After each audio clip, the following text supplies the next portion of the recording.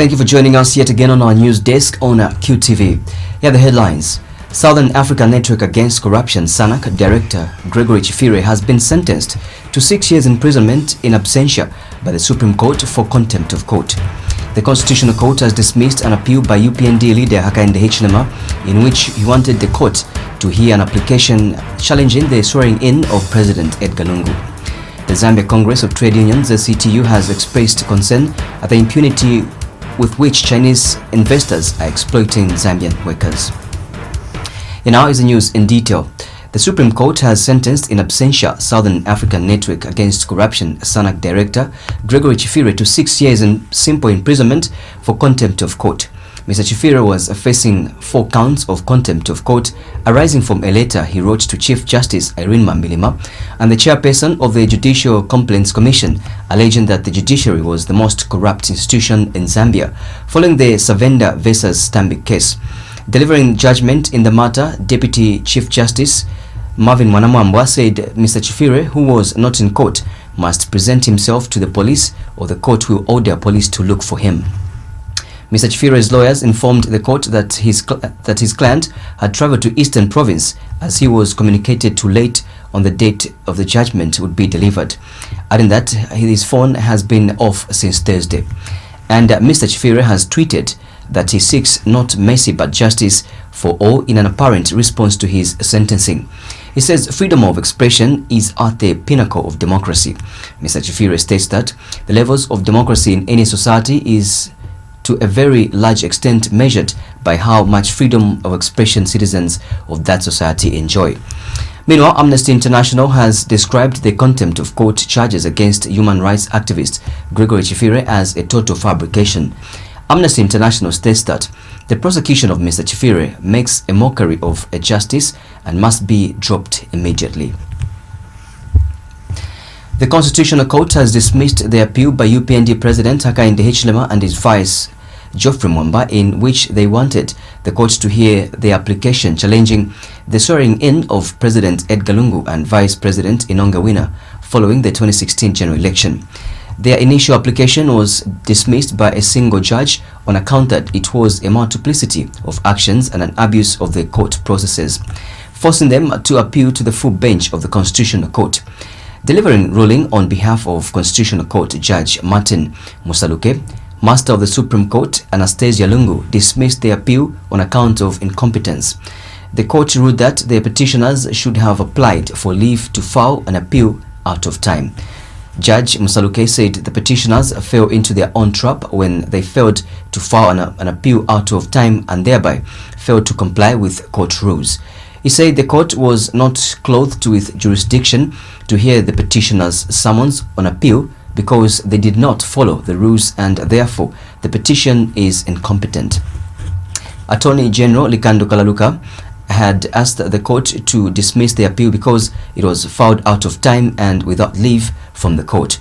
In September 2016, the UPND asked the Constitutional Court to order that the swearing-in of President Lungu and Vice President Inonga Wina should not take place. They contended that President Lungu could not be sworn in when the Constitutional Court did not declare him as winner of the elections when it dismissed the presidential petition. Zambia Congress of Trade Unions Secretary General Cosmas Mkuka says there is need to establish where Chinese investors in the country got the audacity to exploit Zambian workers with impunity. Mr. Mkuka says while ZCTU is not against the Chinese people, what it is against is their continued exploitation of workers. Speaking at the Gemstones and Allied Workers Union of Zambia quadrennial meeting in Lusaka, Mr. Mkuka says it is not just possible that the Chinese investors can decide to be hostile to the workers with impunity. Meanwhile, Mr. Mkuka has observed that the much talked about economic gains are not translating into creation of decent employment in the country. He says when labor unions express concern over the growing unemployment levels in the country, government and other cooperating partners should not take such concerns as mere and the usual talk, saying the situation is very real on the ground. Mr. Mkuka says it is disheartening to see unemployment levels going up when people with the mandate to change the situation are paying a deaf ear to the issue. And the same issue has brought about a negative perspective on when viewing at the looking at certain investors in Zambia. Like we have talked about the Chinese investors, similar to that, you still have Chinese investors in your catchment of membership also, where there is a negative perspective looking at Chinese, because the majority of them do not respect the workers' rights. Then people still think the Chinese are bad investors. They are good investors and they are contributing to the economic change of most of the countries, and Zambia in particular. But I think the only area which makes people view them negative is just that aspect of not respecting the labor laws. I think those are some of the things which we have.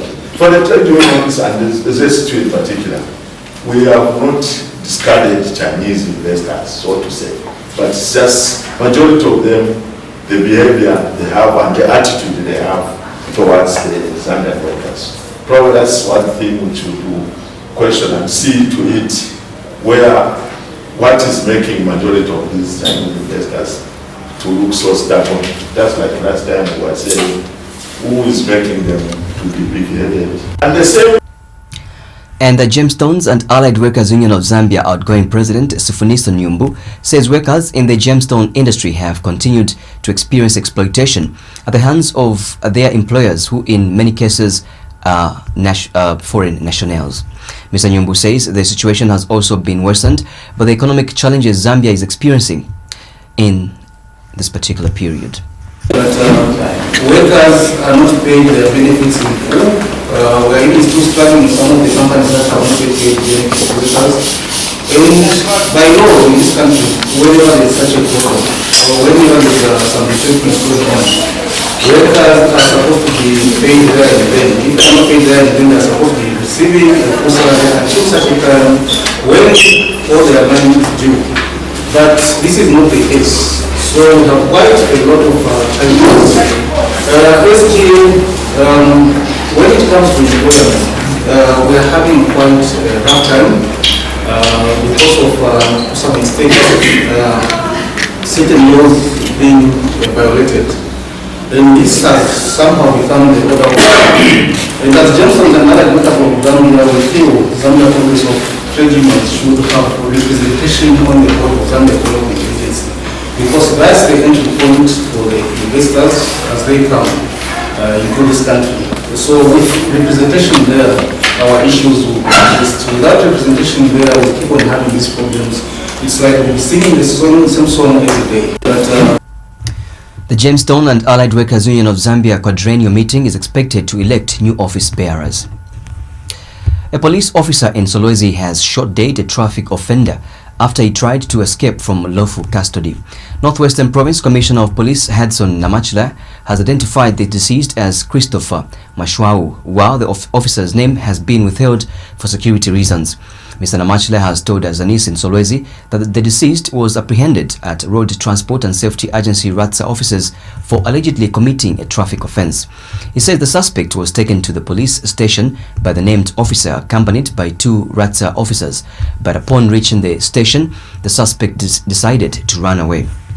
Mr. Namachila says the officer then discharged a firearm, an AK-47 rifle, twice with the intention to stop the suspect, but that unfortunately one bullet hit the suspect on the right side of his chest. He says the victim was then rushed to Solwezi General Hospital, where he died upon arrival. He says the officer, who has since been detained and arrested, has been charged with murder and will appear in court soon, or as soon as investigations are complete. Mr. Namachila says his command takes no pleasure in such carelessness in the use of lethal weapons against innocent and unarmed citizens. The Northwestern Province Police Chief has since strongly cautioned police officers under his command against discharging firearms carelessly. He says police officers must strictly observe the most minimum of the rules of engagement in order to fulfill the mandate of protecting life and property. Mr. Namachila states that even the life of criminals must be protected and subjected to the criminal justice system through the competent courts of law. UPND members of parliament boycotted the vice president's question time in protest against Speaker of the National Assembly Patrick Matibini's decision to allow a question they deemed immoral to be answered. Nominated MP Mumbi Piri had asked Vice President Inonga Winner during the Vice President's question time to tell the House whether the ruling PF's victory in the just ended Mangango parliamentary by-election is a reflection of what will happen when a by-election is called for the vacant Sesheke parliamentary seat. After the Speaker allowed the question to be answered, UPND MP stormed out of Parliament as Mrs. Winner responded to the question. Our staffer Lazarus Schula was in Parliament and now gives us this report. If the government has any immediate plans to recapitalize the NCZ. This is how the Vice President's question time for November 23rd, 2018 began. Encourage the government to engage some investors who have shown willingness to invest in the nitrogen chemicals. When is your government going to come up with a law to repeal the law that pertains to the building of houses for former leaders and come up with a new pension scheme for all the leaders in this country? A few minutes later in the period, however, this is what happened. UPND members of Parliament walking out of the House. It was a protest against the decision by the Speaker, Patrick Matibini, to allow the Vice President, Inonga Winner, to answer a question by nominated MP Mumbi Piri over the recent victories of the ruling PF in by-elections. Mrs. Piri wanted the Vice President to tell the House whether such victories are an indication of what will happen when the Sesheke parliamentary by-election is called. But UPND MPs opted to walk out of the House before Mrs. Winner could even answer the question. Their argument? It was an immoral question requiring them to do a moral thing, walking out of the chamber. That question was an immoral question. Immoral to the extent that when she was asking that question, she said, is this a sign? Okay? We lost a member of parliament in the Mangaga. Okay? It is immoral. People are still mourning. You can ask such a barbaric question, and then the Speaker allows it. So this is what made us actually come out of there. Protests, on the other hand, were not the only happening thing. The House also welcomed its two newest members, newly elected Mangango MP Godwin Putu and his nominated counterpart, Raphael Nakachinda.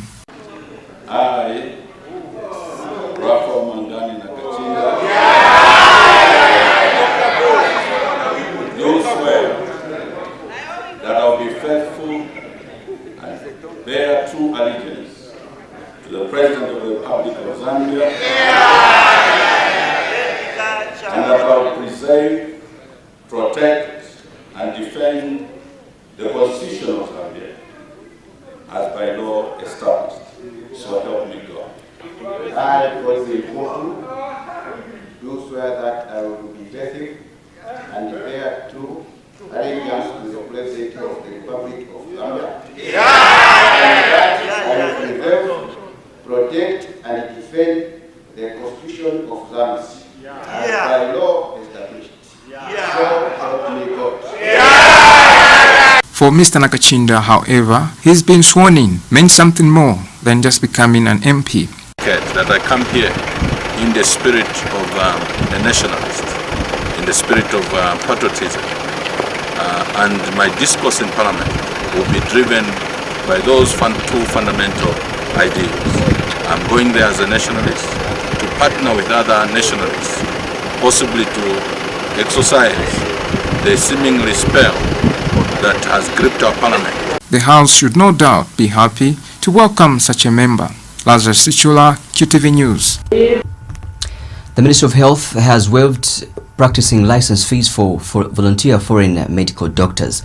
Ministry of Health Permanent Secretary for Administration Dr. Kenneth Malama says his ministry is committed to addressing the challenge of gaps regards staffing in the health sector.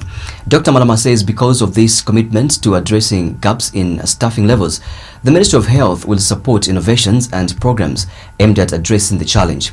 He has disclosed that CHAS approached the ministry on the plight of volunteer doctors who come to offer health services in CHAS centers across the country at no cost at all. He has expressed that after consideration and engagement with the health professionals Professional Council of Zambia, HPCZ, it was decided that doctors coming under CHAZ will be given licenses to operate without paying the required fees.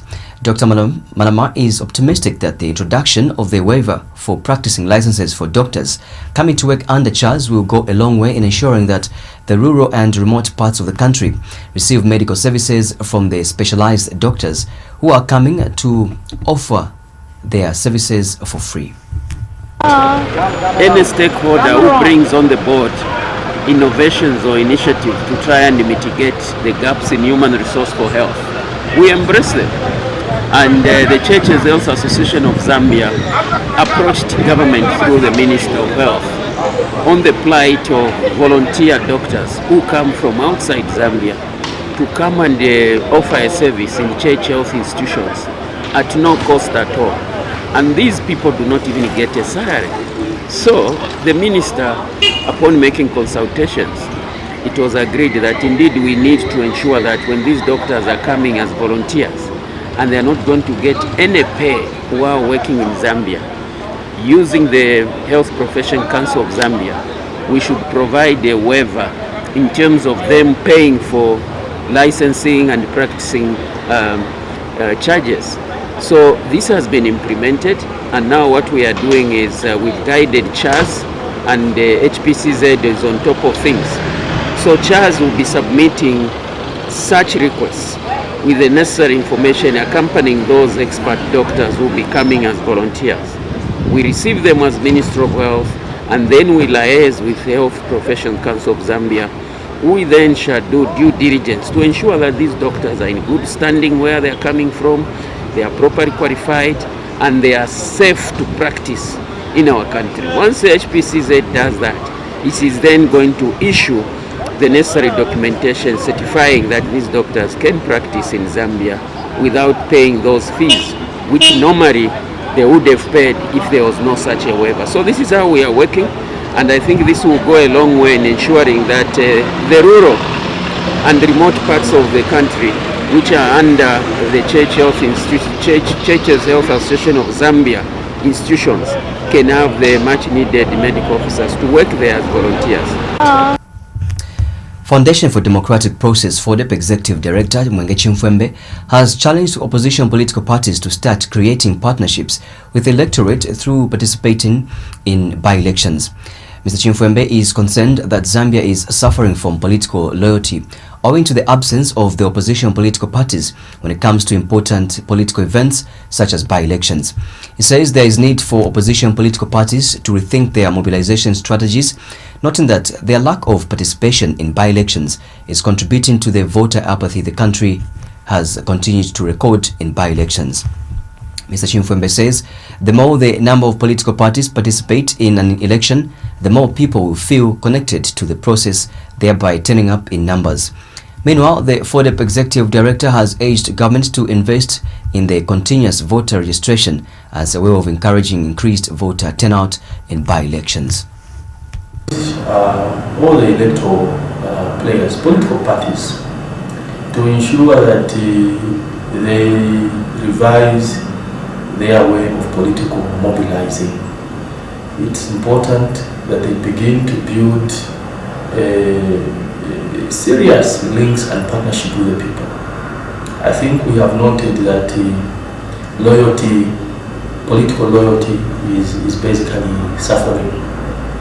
So we believe that in the coming elections, even in other elections that will be taking place, I think a much more stronger presence of political parties would be desirable to ensure that the people feel connected to the policies that were being proposed by the people.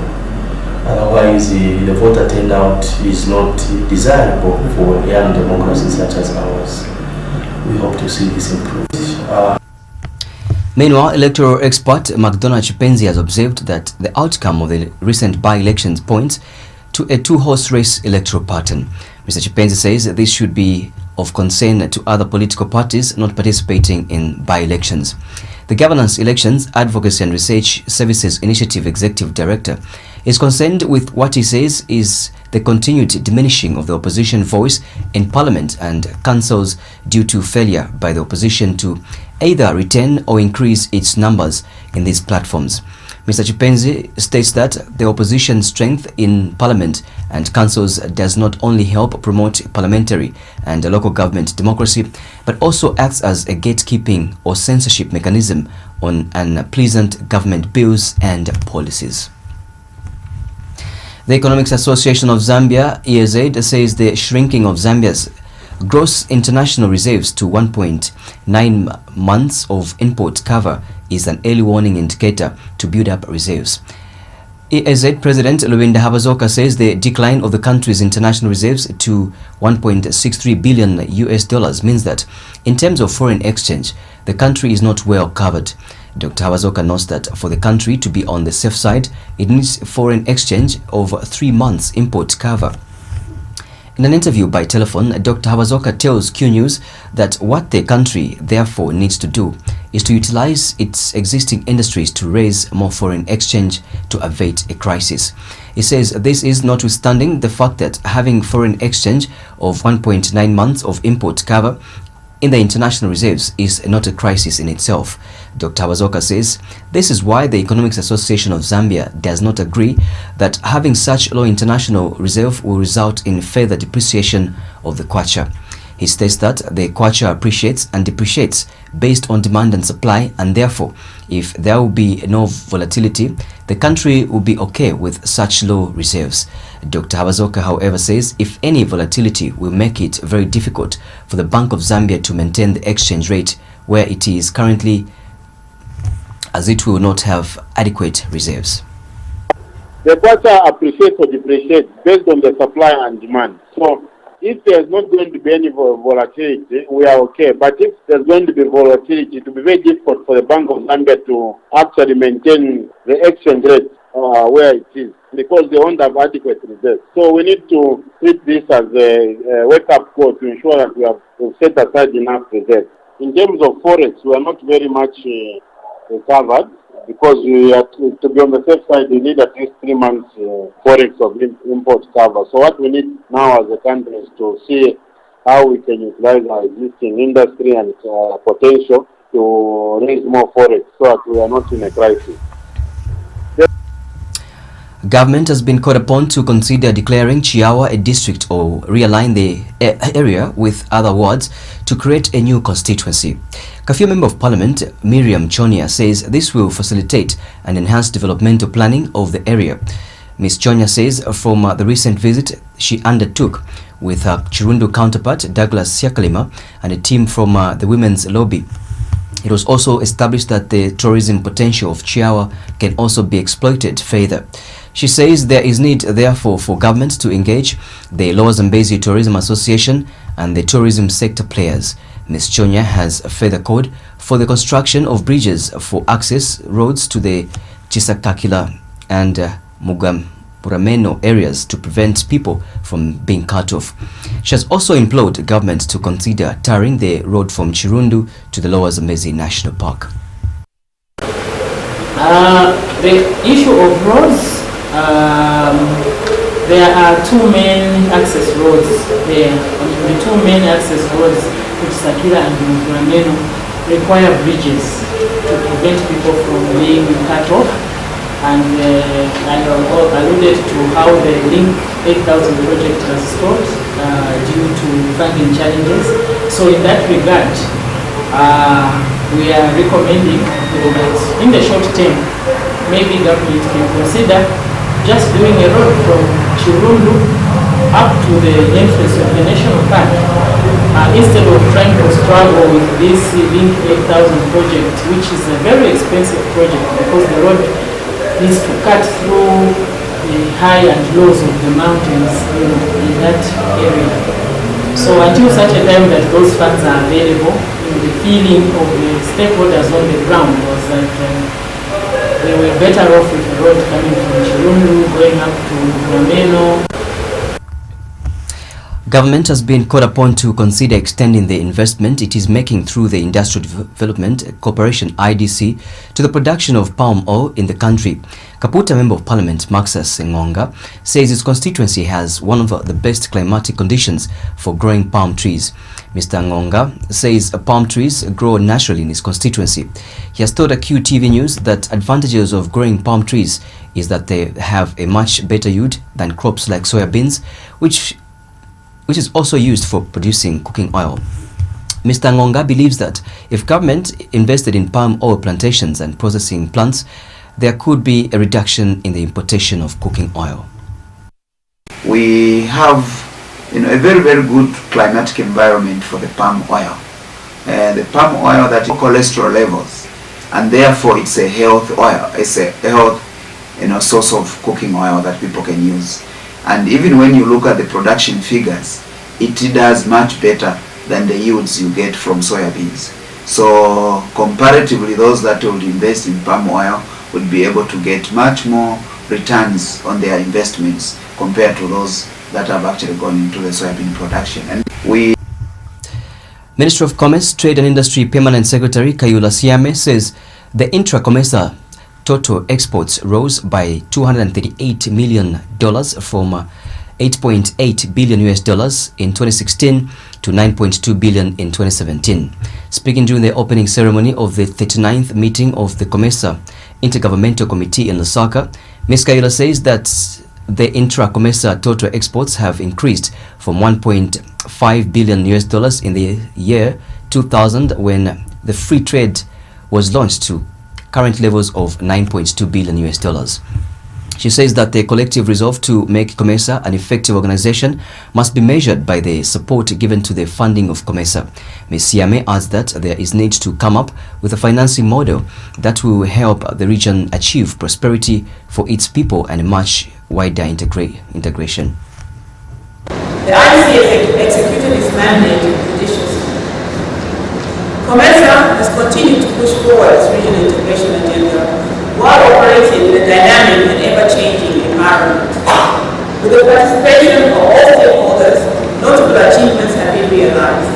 We note with delight and appreciation the admission of Somalia and Tunisia into the COMESA family, and the summit that was held in July this year admitted them into membership. This, I know, will change the COMESA narrative and create new opportunities and cooperation among the member states. The intra-COMESA total exports rose to $328 million from $8.8 billion in 2016 to $9.2 billion in 2017. It is, however, important to highlight that the intra-COMESA total exports have increased from $1.5 billion in 2000 to $9.2 billion last year. So we can see, Madam Secretary General, all member states, that we are definitely moving in the right direction. Speaking at the same event, COMESA Secretary General Chileshe Kapwepwe says for economies to keep pace with global trends, faster and effective implementation of agreed policy trade and program reforms is of paramount importance. Ms. Kapwepwe says it is time COMESA becomes the regional hub in developing and implementing of innovative ways of trade facilitation and maximize the use of digital technology in regional integration. And maximize the use of digital technology in regional integration. Indeed, some of our operating partners are already with us to establish regional centers of excellence in the implementation of certain trade facilitation programs. The third element is the implementation of the tripartite FTA and the continental FTA.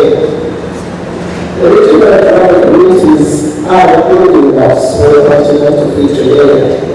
COMESA is one of the leading players in the tripartite regional integration agenda and at the continental level.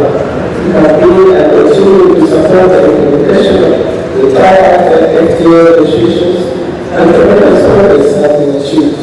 It is pleasing to note that the Republic of South Africa recently ratified the tripartite FTA, bringing the total countries' ratification to 3. However, we need to a total of 11 countries to have the FTA agreement implemented.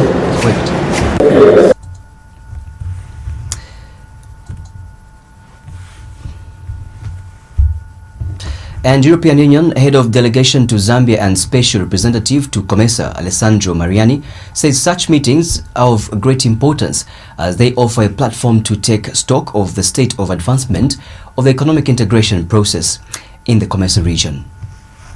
Inclusive growth and economic development of the African continent are strategic priorities also for the European Union. In September this year, the European Commission has published a communication of a new Africa-Europe Alliance for Sustainable Investment and Jobs.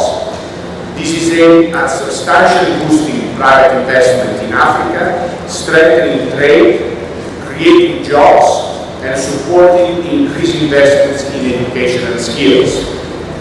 Support regional economic integration is at the core of this strategy, and this initiative, which builds on the commitment taken at the last Africa-EU Summit, which was held in November 2017 in Abidjan, focuses on four main pillars which I would like to report to the attention of all of us. Pillar 1, the support to investment and job creation. Pillar 2, increased investment in education and improved skills, in particular for the youth.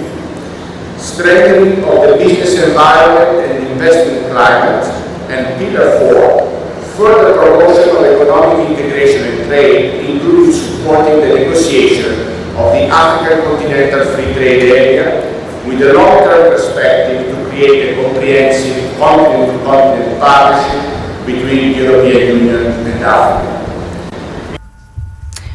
Zambia Information and Communications Technology Authority ZICTA Director General Patrick Matimushi says collaborations between financial technology companies and traditional financial players has the potential to bring more adult Zambians into the formal financial service system.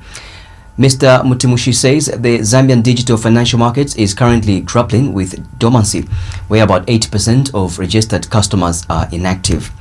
Speaking at the Digital Chikwama Awards for Financial Service Providers and Individuals in Osaka last evening, Mr. Mutimushi revealed that the digital financial services customers with accounts grew by 24%, while the number of agents also grew from 74% from 13,210 in December 2016 to 22,946 in December 2017.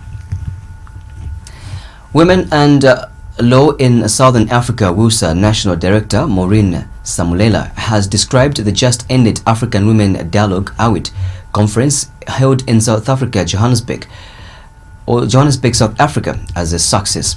Mrs. Samulela says the conference will help women in fighting gender inequality in the country.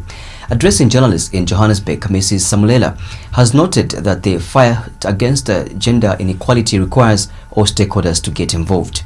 Favorite Kalando now reports from Johannesburg, South Africa. Embracing the fourth industrial revolution as African countries and understanding its impact on service delivery was the focal point of discussion at a panel hosted by African Women in Dialogue in Johannesburg. The event was held under the theme Driving Inclusivity, Empowering Women to Participate in the Fourth Industrial Revolution. The Fourth Industrial Revolution creates opportunities to build ecosystems that promise technological advancements that can drastically transform the country's workforce. So we need to understand the impact of these technologies on human beings and what we need to do about it.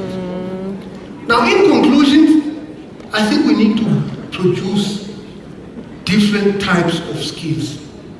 For example, the reason why Google Map does not pronounce our streets well is simply because the guy who basically created that device is a computer scientist who never learned anything about languages.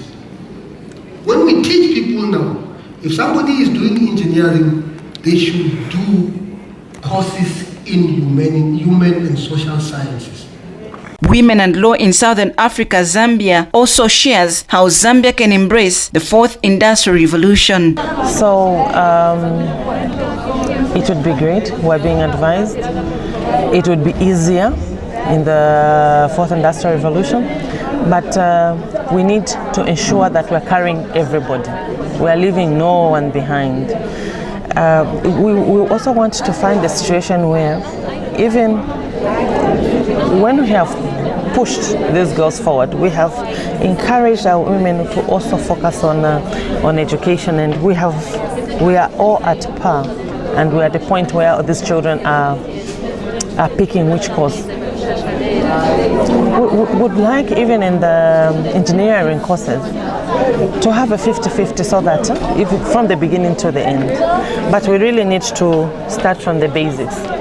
Yeah, we need to push our girls. So even as a country, those are things that we need to focus on.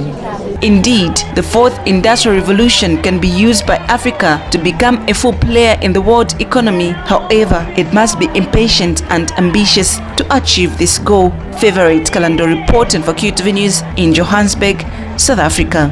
Embracing the...